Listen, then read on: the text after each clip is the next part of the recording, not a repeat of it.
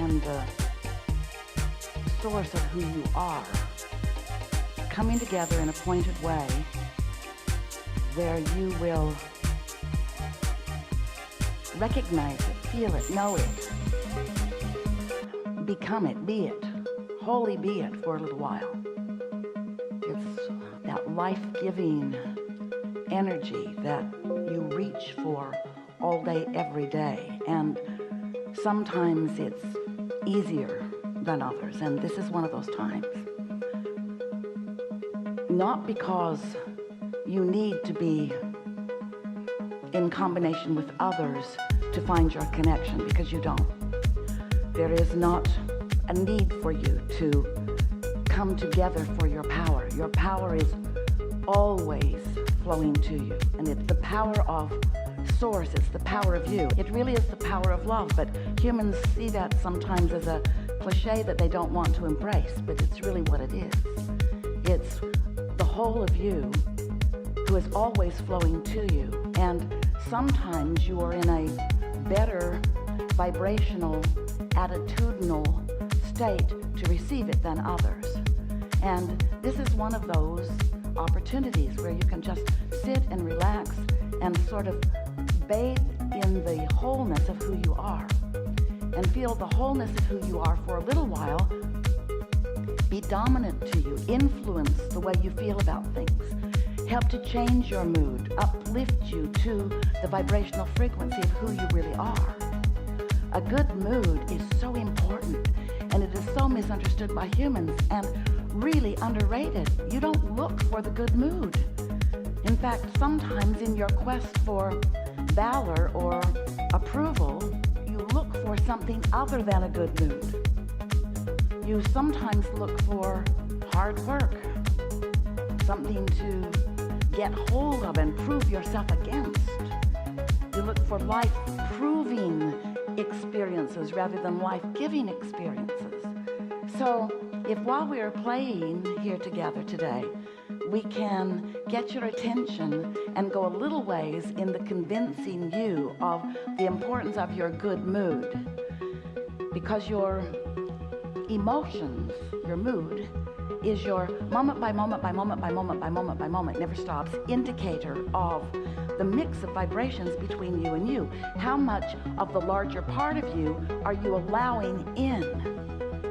And what's so interesting, we want you so much to hear this, that larger part of you is flowing to you all the time. That's not in question. How much love is coming to you is not the question, is it? It's how much of that love that is flowing to you are letting in. And your mood controls that. You can't control it in the moment, because you didn't conjure your mood just now. You've been conjuring your mood all day long. Maybe even longer and longer. You don't have to. It doesn't have to be more than just today. Because when you wake up, you have the opportunity for a sort of clear, clean point of attraction. But you have, as humans, something that you really like so much. Your memory.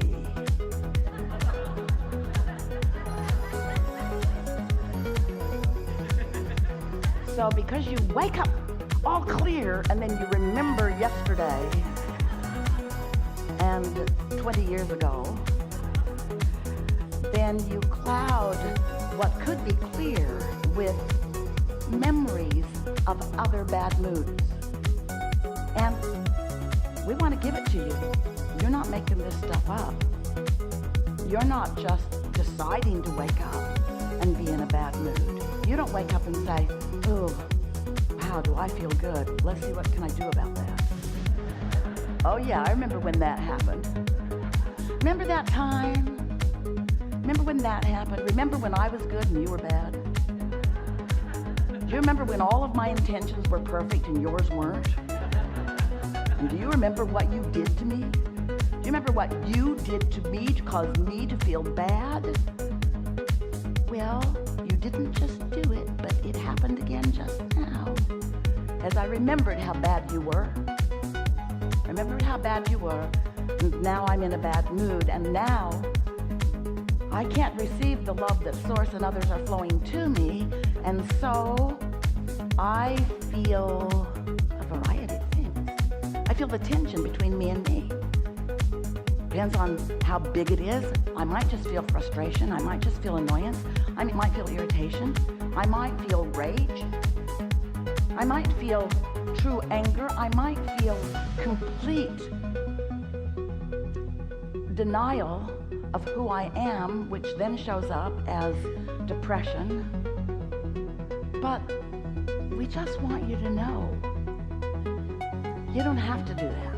You don't have to use your talent and your ability to remember to hold yourself in resistance with yourself. And that really is what the conversations that we have like this are all about. Today, in this moment, how much of me am I allowing to flow through? Which really is about your focus, isn't it? It's about what you are giving your attention to now. And it's so interesting because what you are giving your attention to is your life. And your life is teaching you vibrational responses. So when things you don't like happen and you have a vibrational response, then you emit a vibrational response, and then what happens? You know what happens. The law of attraction responds to what you're emitting. And you want to say, yes, I'll take ownership that I'm emitting it, but it's that person's fault that I am. And we say, we'll give you that. Doesn't matter where you picked it up. But if you will get hold of the absoluteness that what you're emitting is what's being responded to, and that you have more control over your emission than you are giving yourself credit, and you stop giving other people control of you, don't let them control you by their response to you. When you behave by their perspective in a way that they're not pleased and they're not pleased, then sometimes you try to please them because that's a response that you prefer. But in doing so, you let go of your ability to recognize and align with the way your inner being is viewing you and what's going on in this moment. So in essence, what you're doing is you're choosing guidance from someone who may or may not be in alignment. They might be in a really good mood. And when you are focused upon someone who is really tuned in, tapped in, turned on, then they are good for you because they could uplift you to feeling better. But if you are dependent upon their mood for yours, you are in such deep doo-doo. Because no one maintains it except your inner being does. You can count on your inner being for always offering love. So if you're looking for love in all the wrong places, like every other human on the planet, then you might be a little vulnerable to their mood, which affects your mood.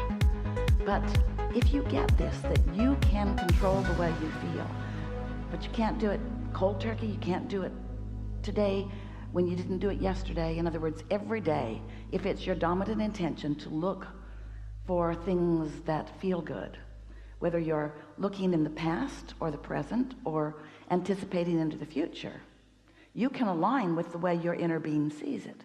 And when you do, you're in a good mood. Otherwise, it's a crapshoot, depending on who's in the room with you and how they're feeling. We've enjoyed this interaction immensely. Go off and be hermits. Now that's the easy way out. That's the easy way out. Hello. Well, it is an honor to be here. And I definitely want to thank my beautiful girlfriend, Monica, for inviting and introducing me to these habits, practices, and philosophies that we've come to grow and share. I guess my question today is kind of figured out how to be here. When you know, you know. And your knowing, your desire for that, and the absence of resistance made us know too. Word.